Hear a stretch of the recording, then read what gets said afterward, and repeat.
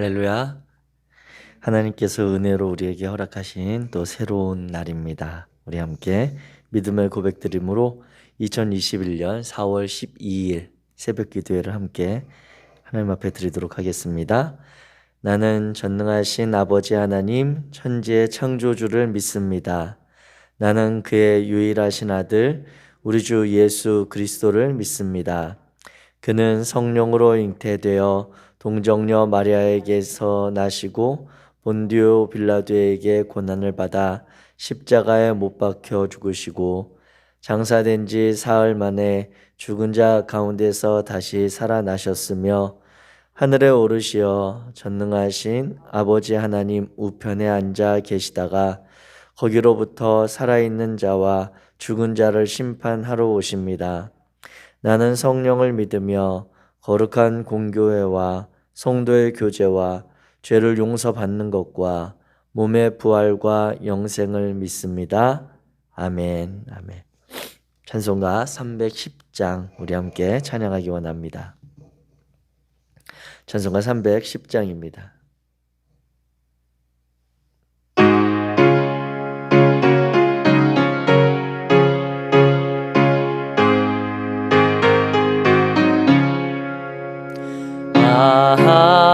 하나님의 은혜로 있을 데 없는 자 왜 구속하여 주는지 난 알 수 없도다.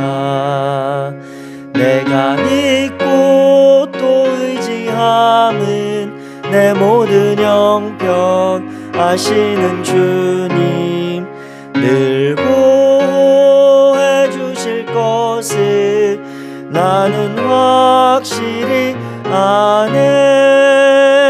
왜 내게 굳세 믿음과 또 복음 주셔서 내 맘이 항상 편한지 난 알 수 없도다. 내가 믿고 또 의지함은 내 모든 형편 아시는 주님 늘 보호해 주실 것을 나는 확실히 아네. 왜 내게 성령 주셔서 내 마음 감동해 주 예수 믿하는지 난 알 수 없도다. 내가 믿고 또 의지함은 내 모든 형편 아시는 주님 늘 보호해 주실 것을 나는 확실히 아네. 주 언제 강림하실지 혹 밤에 혹 낮에 또 주님 만나 그곳도 난 알 수 없도다. 내가 믿고 또 의지함은 내 모든 형편 아시는 주님 늘 보호해 주실 것을 나는 확실히 내가 믿고 또 의지함은 내 모든 형편 아시는 주님 늘 보호해 주실 것을 나는 확실히 아네. 아멘. 아멘. 우리의 형편과 우리의 상황을 아시는 하나님, 우리의 마음의 소원함을 아시는 하나님께서 오늘 하루도 우리를 그 은혜 가운데 부르시는 줄 믿습니다. 우리 함께 주님 앞에 믿음으로 나아가기 원합니다. 오늘 함께 나누실 하나님의 말씀 레위기 4장 27절부터 5장 13절까지 말씀입니다. 제가 가진 성경 구약 성경 149페이지 레위기 4장 27절부터 5장 13절까지 말씀.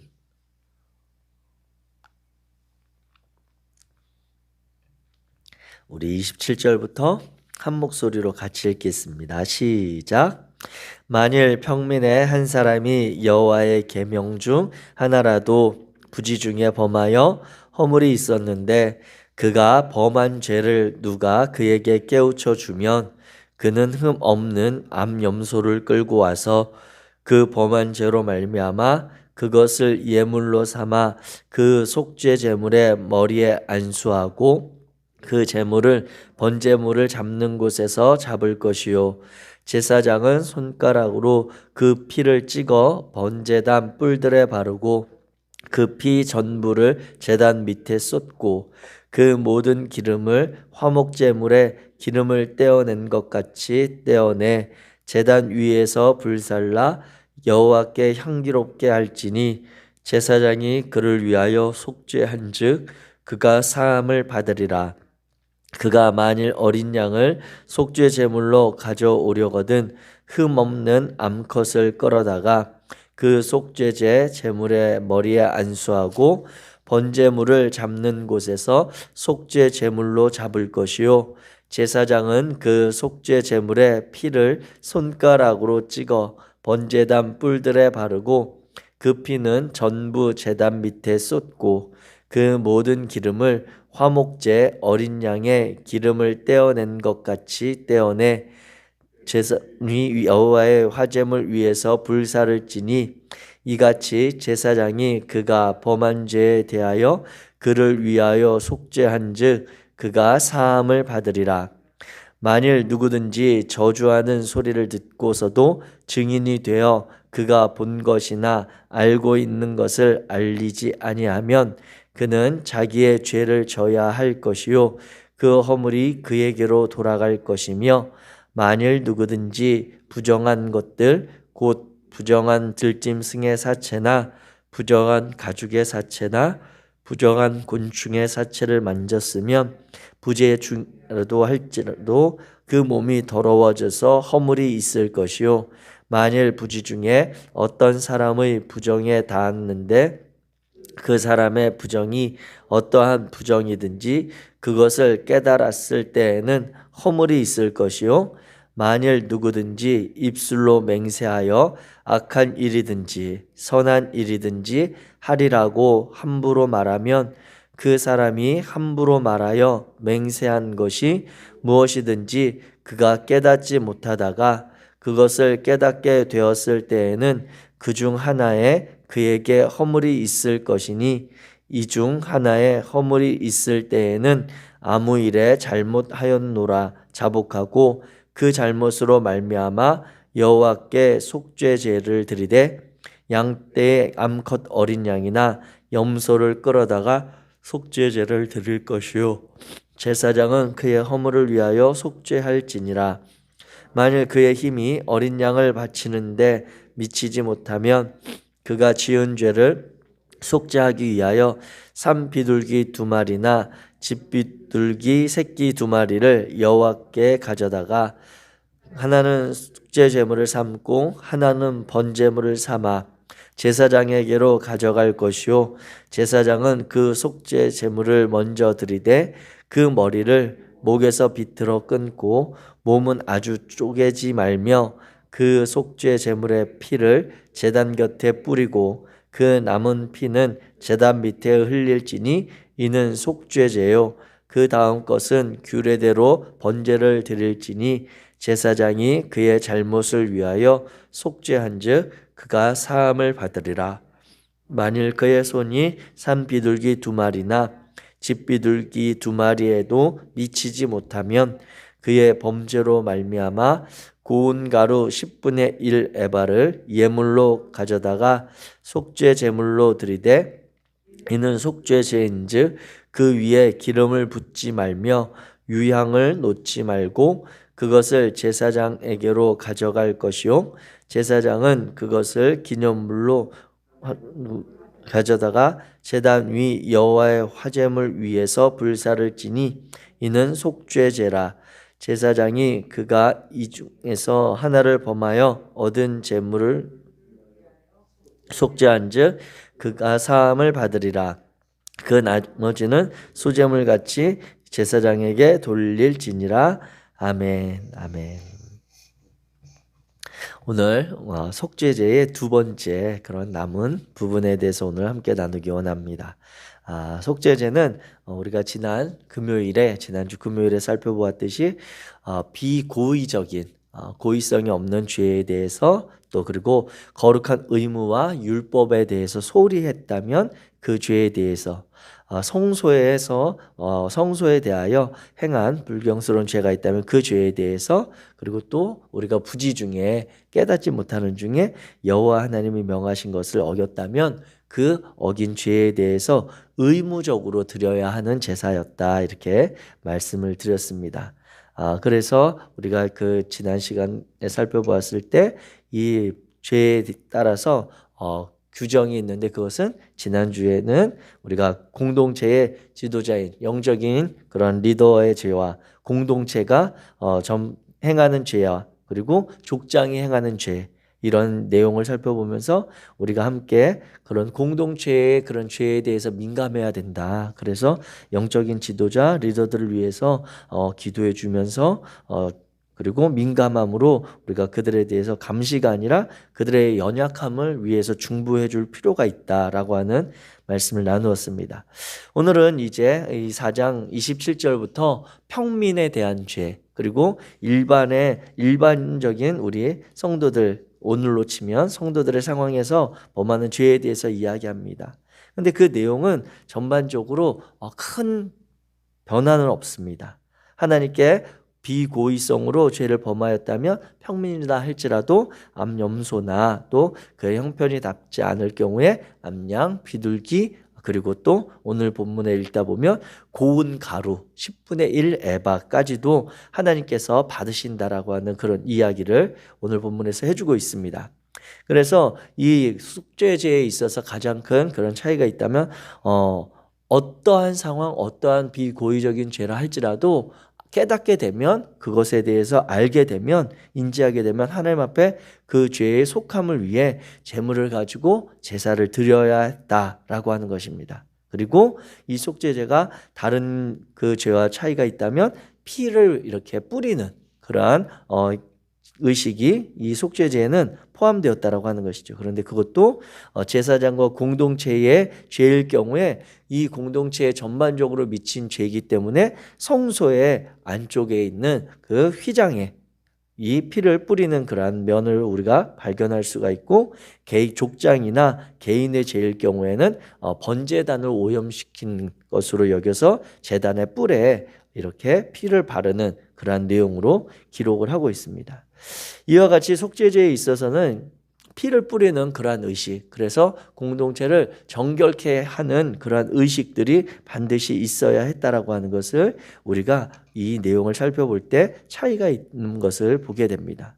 그런데 이와 같은 예식이 오늘 우리의 예배에는 이렇게 포함되지 않죠. 우리 예배는 이와 같은 유대 민족의 제사를 행하지 않기 때문에 우리에게 중요한 것은 이 속죄제가 가지고 있는 의미 그리고 이 속죄제에서 특별히 오늘 우리에게 열거해 주고 있는 구체적인 그러한 사안들에 대해서 함께 말씀을 나누고자 합니다.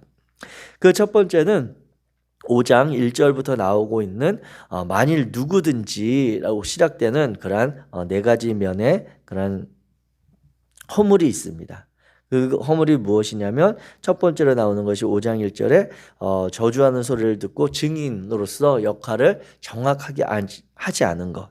그리고 두 번째는 부정한 것들, 부정한 짐승, 곤충까지도 사체나 또 그러한 것들을 만졌을 때 그리고 세 번째는 부정에 닿았는데 그 부정에 닿은 것을 다른 사람이 또 이렇게 만졌을 때 그리고 입술로 행하는 그러한 실수에 대해서 이야기하고 있습니다. 두 번째와 세 번째는 이제 부정에 대한 것으로 우발적인 부정에 대한 것으로 같이 여겨서 그냥 넘어간다면 오늘날 이 개념들이 많이 부정에 대해서는 다릅니다. 이 부정에 대해서는 뒤에서 또 레위기의 내용에서 다루겠지만 구별에 대한 측면에 있어서 그 당시에 중요한 의미가 있었기 때문에 이러한 부정한 사체나 시체 이런 것들에 대해서 만졌을 때 그 전염과 이러한 상황을 막기 위한 그러한 내용들이 있었다라고 하는 것을 우리가 보게 될 것이고요. 첫 번째로 누구든지 범할 수 있는 이러한 죄에 대해서 허물에 대해서 이야기합니다. 그런데 이러한 허물에 대해서도 제물을 드려서 속죄제를 가지고 하나님 앞에 나와 하나님의 관계를 회복해야 된다라고 하는 말씀이 오늘 5장을 통해서 우리에게 주어지고 있는데 그 첫 번째가 무엇이냐면 거짓으로 증인된 이들에 대한 죄입니다. 이 거짓 증언에 대한 이야기는 하나님께서 이스라엘 백성들에게 10계명에도 9번째 계명으로 우리에게 주신 그러한 계명이죠. 내 이웃에게 거짓 증거하지 말라라고 하는 그러한 말을 우리는 잘 기억하고 있습니다.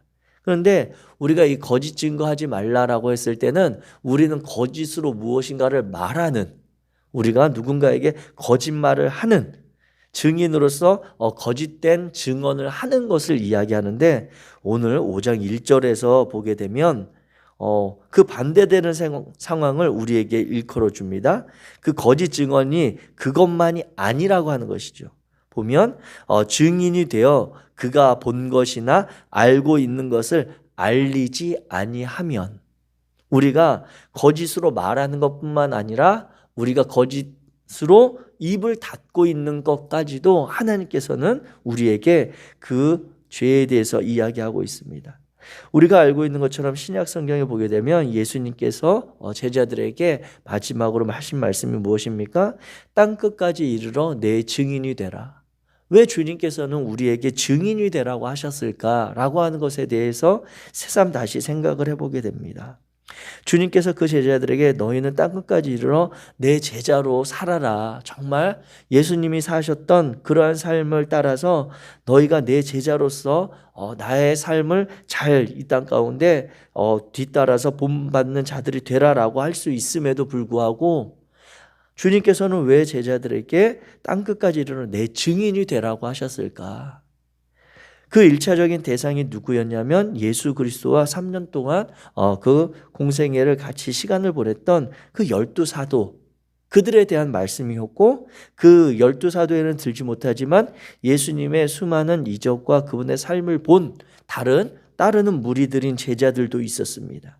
그리고 그 주님이 부활하신 이후에 직접 모습을 보이셨던 그들도 있었고 우리가 또 알고 있는 것처럼 사도 바울, 사울로서 예수님을 믿는 자들을 핍박하고 그들을 정말 열심을 다해 하나님을 향한 뜨거운 사랑으로 쫓아다니며 박해하던 사울까지도 하나님께서 만나주시고 그를 하나님 예수 그리스도의 증인으로 삼아주신 그 사건을 볼 때 우리가 이 말씀의 의미를 다시 보게 됩니다. 그 12사도가 그리고 제자들이 부활하신 주님을 만난 모든 이들이 그들이 본 것에 대해서, 그들이 들은 것에 대해서, 그들이 경험했던 주님에 대해서 오늘 레위기 5장 1절의 표현으로 본다면 증인이 되어 너희가 본 예수 그리스도에 대해서 알고 있는 것을, 본 것을 알리지 않으면 하나님의 관계에 있어서 죄가 된다라고 하는 것입니다. 사랑하는 성도 여러분, 오늘 저와 여러분들의 삶 가운데 우리는 비록 그 12명의 사도도 또 부활하신 주님이 직접 모습을 보인 그러한 제자나 바울과 같은 존재는 아니지만 오늘 우리들의 삶을 통해 우리는 그 부활의 생명을 누리는 자들이라고 고백하고 그 부활의 능력을 믿고 따르며 그 부활 때문에 우리가 살아가고 있다고 고백하는 우리들입니다.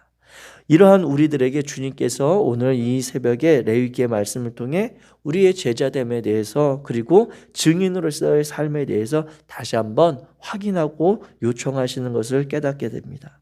사랑하는 성도 여러분, 오늘 하루 삶을 사는 동안 증인으로서 주님께서 내게 허락하신 은혜가 있다면, 주님께서 내게 만나주신 그러한 은혜가 있다면 그것들이 삶을 통해 입술을 통해 고백되어지고 증언되어지는 성도의 삶이 되시기를 주의 이름으로 축복합니다.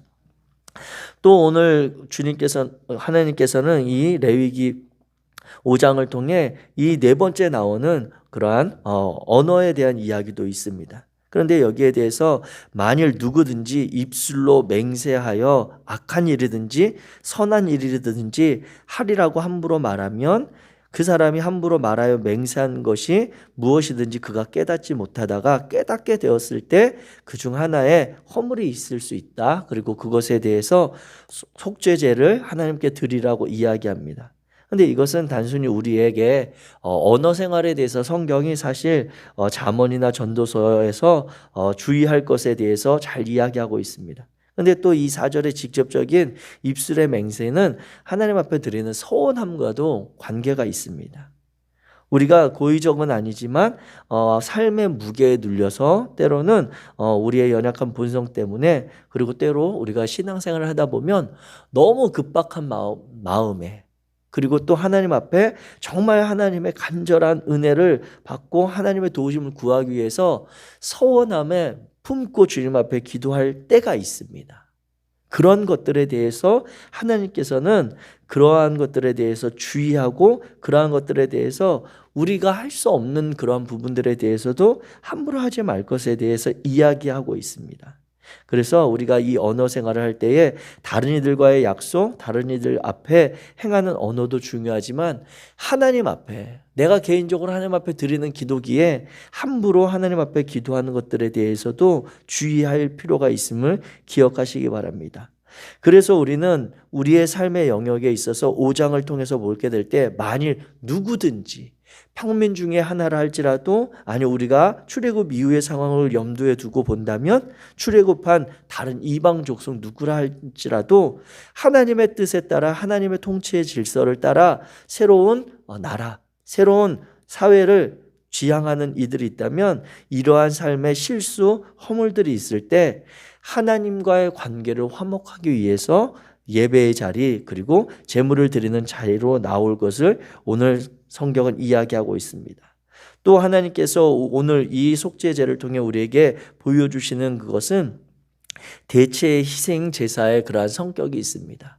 그 전까지는 보면 소제로 드려지는 그러한 제사가 아니고는 다 짐승 제사, 아니면 그러한 비둘기를까지 드리는 제사였는데, 이 공동체에 하나님께서는 이 속죄제의 경우 자발적으로 내가 자원해서 드리는 것이 아니라 내 죄에 대해서 깨닫게 되면, 하나님과의 관계에 있어서 걸림이 되는 것들이 내가 인지하거나 누군가 그것에 대해서 알려주어서라도 알게 되면 의무적으로 반드시 드려야 하는 제사였기 때문에 이 제사는 정말 가난한 누구라도 드려야만 했던 제사입니다. 그래서 보통 제사에 있어서 집비둘기, 산비둘기 정도면 행할 수 있을 것이라고 여겨지지만 그것도 벅차거나 그것도 행하기가 어려운 이들이 있다면 고운 가루 10분의 1 에바면 오늘날 우리의 그러한 용량으로 치면 약 2리터 정도 된다는 그러한 주석이 있더라고요. 약 2리터 정도 되는 그러한 가루를 가지고 와서 기름과 유향을 첨가하지 않은 상태로 하나님 앞에 제물을 드려서 그 죄의 속함을 받으라고 하는 것입니다. 속함을 받으라고 하는 하나님의 간절한 요청이고 하나님의 그러한 부르심인 것입니다. 하나님께서는 당신의 자녀들, 하나님의 백성들이 하나님과의 관계가 끊어지는 것, 하나님의 생명을 누리지 못하는 것에 하나님은 마음이 아파하는 면이 있습니다. 그래서 우리가 주님에 나아갈 때 주님이 이와 같은 제사 제도를 왜 만드셨는가? 왜 만드셨는가? 인간이 만든 것이 아니라 하나님 편에서 이와 같이 다양한 5가지의 제사의 형태, 우리가 이제 내일 또 한 가지를 더 나누겠지만 이렇게 제사 제도를 만든 이유는 하나님께서 당신의 자녀들과 관계 끊어지는 것에 대해서 하나님은 심히 마음 아파한다라고 하는 것입니다. 이 속죄제를 드린다고 해서 그 죄가 없어지는 것이 아니라, 번제와 화목제와 소제를 드린다고 해서 그 죄가 없어진 것처럼 되어지는 것이 아니라 하나님이 다시 우리에게 회복할 수 있는 기회, 하나님의 관계를 회복해 주심으로 우리가 다른 이들과의 관계까지도 회복할 수 있는 새로운 길을 열어주시는 마음이 있으신 것입니다. 사랑하는 성도 여러분, 하나님께서 우리에게 원하시는 것은 그 어떤 풍성한 재물, 어떤 우리 삶을 통해 하나님의 이름이 높이 드러나는 영광 받으시는 그러한 것이 아니라 하나님의 은혜와 긍휼을 잊지 아니하고 하나님의 은혜로만 살아가는 그러한 성도임을 고백하는 그러한 심령임을 기억하시기 바랍니다. 그래서 아무리 작은 재물이라도 아무리 큰 재물이라도 하나님의 속죄하심, 하나님의 용서하심에는 변함이 없다라고 하는 그것이 바로 이 속죄제가 우리에게 들려주는 거룩한 하나님의 은혜인 것입니다. 그 하나님의 은혜를 저와 여러분들이 기억하게 되기 원합니다. 그래서 오늘도 저와 여러분들의 삶을 통해 그 관계, 하나님과의 관계를 지속하기 원하시고 그 관계를 통해 우리를 새롭게 하시는 그 하나님의 은혜가 있음을, 그 은혜로 말미암아 오늘 우리에게 새날 새 은혜가 주어졌음을 고백하는 성도님들 되시기를 주의 이름으로 축복합니다. 기도하겠습니다. 사랑의 하나님 감사합니다. 하나님께서 오늘도 우리에게 새날 새로운 은혜, 새 부활의 생명으로 우리를 인도하시니 감사합니다. 거룩하신 하나님, 우리가 하나님 앞에 나아갈 때에 주님께서 오늘도 우리에게 새날 주신 그 의미를 깨달아서 하나님과의 새로운 관계를 잘 맺어갈 수 있도록 도와주옵소서.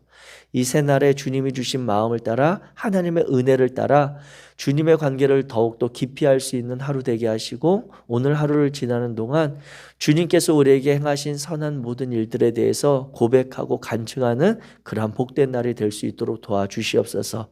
그래야 해서 그 부활의 생명이 내게 주어진 그 이유를 깨달아 다른 이들도 그 부활의 생명으로 삶의 질곡과 삶의 사망의 순간들, 절망의 상황들을 이겨내고 새롭게 용기 내어지는 하루 될 수 있도록 그 손 맞잡고 함께 주님의 나라를 이루어가는 당신의 사랑하는 자녀들 되게 하여 주옵소서. 주님께서 오늘 하루도 우리와 함께 하시며 동행하실 줄 믿고 예수 그리스도의 이름으로 기도하였습니다. 하늘에 계신 우리 아버지여, 이름이 거룩히 여김을 받으시오며 나라가 임하시오며 뜻이 하늘에서 이루어진 것 같이 땅에서도 이루어지이다. 오늘 우리에게 일용할 양식을 주시옵고 우리가 우리에게 죄 지은 자를 사하여 준 것 같이 우리 죄를 사하여 주시옵고 우리를 시험에 들게 하지 마시옵고 다만 악에서 구하시옵소서. 나라와 권세와 영광이 아버지께 영원히 있사옵나이다. 아멘. 아멘. 감사합니다.